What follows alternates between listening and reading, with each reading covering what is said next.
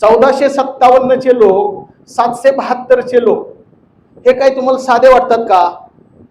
हे लोक उद्या चालून तहसीलदार होणार होते, हे लोक उद्या चालून कलेक्टर होणार होते, हे लोक उद्या चालून एक्झिक्युटिव्ह इंजिनियर होणार होते, डेप्युटी इंजिनियर होणार होते. अहो ते लोक आयटीआयला आलेत, त्यांचं मेरिट पहा किती आहे. अत्यंत मोठ्या प्रमाणावर जे अभ्यास करत होते 3-3, 4-4, 5-5 वर्ष, असे वेल क्वालिफाईड लोक, बी लोक, एमटेक लोक, डिप्लोमा, काही काही आयटीआय झालेले लोक असे आहेत की जे DRDO मधून नोकरी सोडून आलेत, MSCB मधून नोकरी सोडून आलेत. अक्षरशः सांगायला मला आनंद होतो की काही लोक PSI झाले होते, उद्या PSI ची ड्युटीवर जॉईन व्हायचं होतं, पण आयटीआयला जॉईन झालेत. का जॉईन झालेत? तर आयटीआय मध्ये त्यांना असं वाटतं की आपल्याला मान सन्मान मिळेल. आणि मंगल प्रभात लोढा साहेबांनी आपल्याला स्वतः सांगितलेलं आहे की विद्यापीठाच्या शिक्षकाला जो मान सन्मान आहे, विद्यापीठाच्या प्राध्यापकाला जो मान सन्मान आहे, तो आयटीआयच्या शिक्षकाला मान सन्मान मिळवून दिला पाहिजे. म्हणजेच ह्याचा अर्थ असा आहे की इथे अनेक लोकांनी मागणी केली S16. मी तर S16च्या पुढे जाऊन सांगेन 11वी-12वीचा स्केल आम्हाला हवा. S16 ही मागणी आमची नाही. 11वी-12वीच्या शिक्षकांना ज्या फॅसिलिटीज शासन देतं, त्यांना जो स्केल दिला जातो तो आम्हाला मिळाला पाहिजे, सगळा पाहिजे. 1457, 772 लोकांच्या मनामध्ये प्रश्न आहे, विभागीय बदली होईल का? का होणार नाही? काय अवघड आहे? 100% होऊ शकते. अहो शासन ही फार मोठी गोष्ट असते. काय शासन डायरेक्ट मंत्री बदलू शकते, मंत्र्याचा विभाग बदलू शकते, साधी बदली करू शकत नाही का? 100% बदली करू शकते. असं जर कोण तुम्हाला मिसगाईड करत असेल की 5 वर्षाच्या आत बदलीच होणार नाही, तर ती ओळ आपल्याला शिथिल करता येऊ शकते.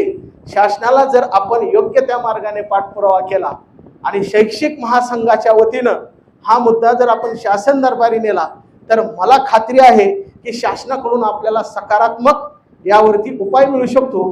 त्याचं कारण काय आहे? A ला जायचंय B च्या ठिकाणी, B ला जायचंय C च्या ठिकाणी, C ला जायचंय A च्या ठिकाणी.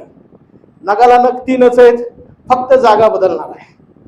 कोणाला जायचंय पुण्यातून नाशिकला, नाशिकवाल्याला जायचंय अमरावतीला, आणि अमरावतीवाल्याला जायचंय सोलापूरला, म्हणजेच पुण्याला. त्यामुळं ह्या बदल्या शक्य आहेत. अहो जगामध्ये कुठली गोष्ट अशक्य आहे असं आहे का? Nothing is impossible in the world, impossible itself content possible. मग काय उपयोग आहे मला सांगा? तुम्ही वेगवेगळ्या ठिकाणाहून सांगता हे होणारच नाही, हे होणारच नाही, हे होणारच नाही. अरे मग तुम्हाला कशाला ठेवलंय? पद खुर्च्या रिकाम्या करा. आता अनेकांनी सांगितलं, कुणी कुणाला फोन केला जाऊ नका. आपण सर्व शिकलेले आहोत.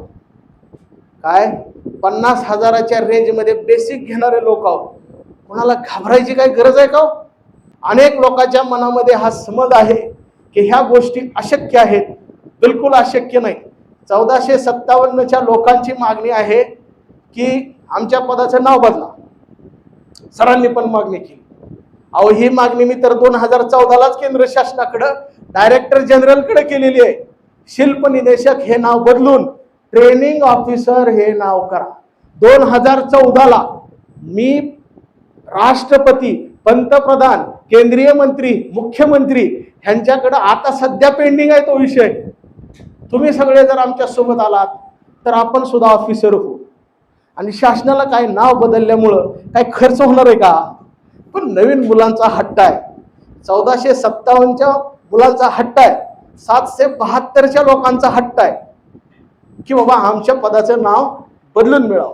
त्यामुळं आम्ही या पदाचं नाव बदलण्यासाठी सुद्धा मी शैक्षिक महासंघाचे आमचे सर्व जे काही सहकारी आहेत त्यांना सुद्धा मी ही मागणी परत एकदा समजून सांगेन. आणि ह्या सगळ्या मागण्यांसाठी आपल्याला एकत्रित लढावं लागेल. हा इकडं आहे, तो तिकडं आहे, तो तिकडं आहे. आपण एकत्रित येऊया. तुम्हाला तिकडं काही पद उपभोगायचं असेल तर उपभोगा. आम्ही इथं काही नेते नाही. मी असेल किंवा महाजन सर असेल, आम्ही कुणाचाही चहा न पिता कुणाकुणीही रुपया न घेता आम्ही वारकरी संप्रदायातले लोक आहे, तुमच्याच पाया पडून तुमच्या मागण्या 100% मंजूर करायचा प्रयत्न करू.